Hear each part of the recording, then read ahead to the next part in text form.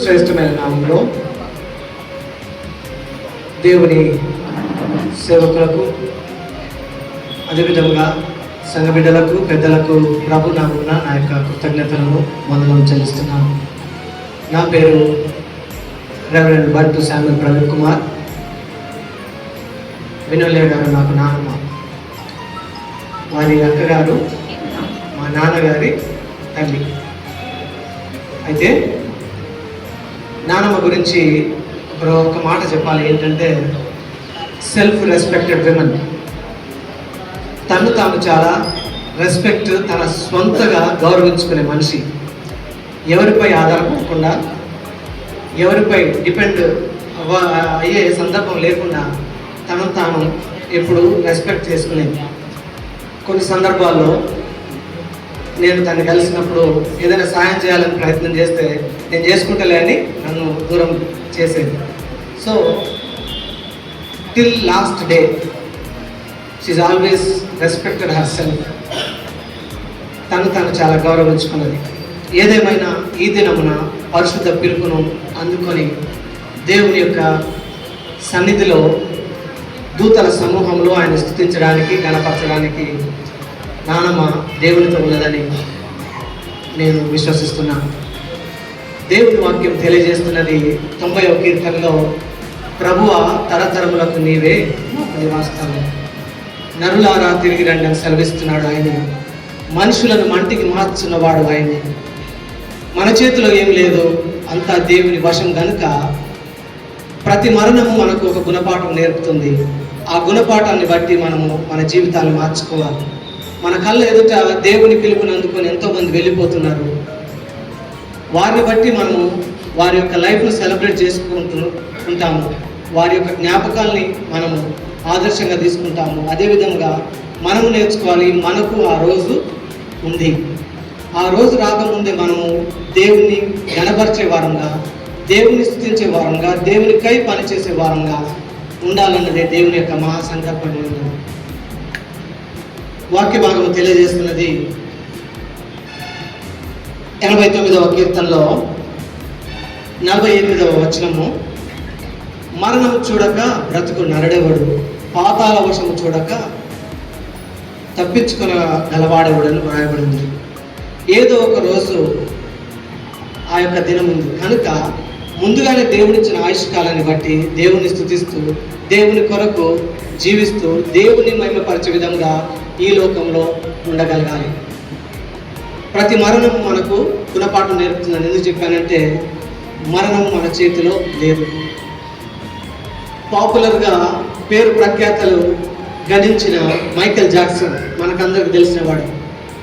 150 సంవత్సరాలు బ్రతకాలని ఆశపడ్డాడు. 150 సంవత్సరాల ఆయుష్కాలం ఎవరికి లేదు ప్రపంచంలో. కానీ తన యొక్క అభిలాష ఏంటంటే, ఇంతగానము నా యొక్క పాపులారిటీ ఉంది కనుక 150 సంవత్సరాలు బ్రతకాలి, ప్రపంచం యొక్క గతిని మారుస్తా నేను నా యొక్క జీవితం ద్వారా అనుకున్నాడు. దానికి సంబంధించిన ప్రతి అనుకూలతను ఆయన పొందుపరుచుకున్నాడు. తన ఇంటిని ఒక ఆక్సిజనేటెడ్ మానిటరింగ్ చేసుకొని పెట్టాడు. ఎంత ఆక్సిజన్ కావాలో అంత ఆక్సిజన్ ఆయన వినియోగించుకోవడానికి అరేంజ్ చేసుకున్నాడు. 12 మంది డాక్టర్లు పెట్టుకున్నాడు. అవయవ దానం చేయడానికి కొంతమందిని ఫాలోవర్స్గా పెట్టుకున్నాడు. ఎక్కడికి వెళ్ళినా ఈ 12 మంది డాక్టర్లు ఆయన మానిటర్ చేస్తూ, ఆయన ఆర్గనైజ్ చేస్తూ ఆయన కోసం వెళ్ళేవారట. తన టార్గెట్ ఏంటంటే 150 సంవత్సరాలు నేను బ్రతుకుతా అని ఒక ఆక్సిజన్ ఛాంబర్లో నిత్యం గడిపేటోడట. ఇంతగా సౌకర్యవంతమైన జీవితాన్ని గడుపుతున్న మైకేల్ జాక్సన్ తన యొక్క లక్ష్యం 150 సంవత్సరాలు. ఎప్పుడైతే 150 సంవత్సరాలను పెట్టుకున్నాడో తన యొక్క జీవితకాలం ముగించబడింది 52 సంవత్సరాలకి.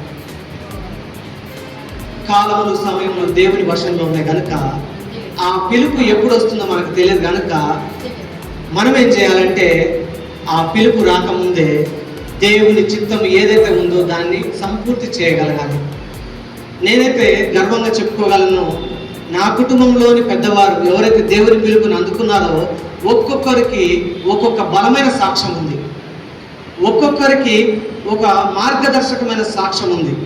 అలాంటి వారి ద్వారానే ఇలా మేము దేవుని సేవ చేయడానికి మా యొక్క కుటుంబంలో దేవుని సేవకులను దేవుడు ఎన్నుకున్నాడు.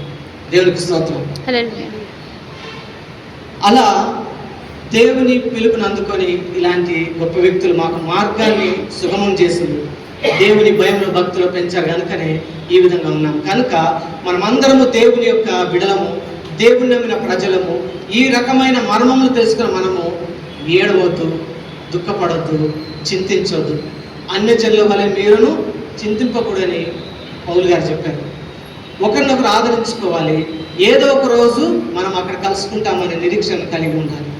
150 సంవత్సరాలు బ్రతకాలనుకున్న ఆ పాపులర్ సింగర్ మైకేల్ జాక్సన్ 52 సంవత్సరాలకే చనిపోయాడు. ఎవరి చేతిలో లేదు, ఇది దేవుని చేతిలో ఉంది కనుక ఇచ్చిన ఆయుష్కాలం బట్టి దేవుని కనపరచాలి, దేవుని స్తుతించాలి, నిత్యము దేవునికి కృతజ్ఞతాస్తుతులు చెల్లించాలి. దావీదు భక్తుడు అంటాడు, నా జీవిత కాలమంతయు నా దేవుని కీర్తించేదను, నేను బ్రతుకు దినములంతయు నా దేవుని కీర్తించేదనని 146 కీర్తనలు రాయబడింది. కాబట్టి ప్రతి మరణము ఒక గుణపాఠం నేర్పుతుంది. ప్రతి మరణాన్ని చూసి మనం జ్ఞాపకం చేసుకోవాలి, దేవుని కోసం నేనేం చేస్తున్నాను. కాబట్టి ఈ దినమున నానమ్మ యొక్క జీవితాన్ని మేమందరం సెలబ్రేట్ చేసుకుంటున్నాం. తన యొక్క భక్తి జీవితము, తనకున్న సెల్ఫ్ రెస్పెక్ట్ని బట్టి, తన యొక్క కుటుంబాన్ని తను లీడ్ చేసిన విధానాన్ని బట్టి ఈ దినమున మేమందరం చాలా సంతోషిస్తున్నాము. అదేవిధంగా దేవుని యొక్క పిలుపుని అందుకొని, పరిశుద్ధ పిలుపు ఉంది, ఆ పిలుపుని అందుకొని పరిశుద్ధ దేవతల సమూహంలో సర్వోన్నతుడైన దేవుణ్ణి ఆ యొక్క ఆరాధించడానికి వెళ్ళింది. దేవుని యొక్క సన్నిధిలో తన ఆత్మ చేరిందని నిరీక్షిస్తూ ఈ యొక్క మాటలు ముగిస్తున్నాను. అలాంటి కృప దేవుడు మనకు అందరికీ దయచేయను గాక. ఆమేన్. ఈ అవకాశం ఇచ్చిన గారికి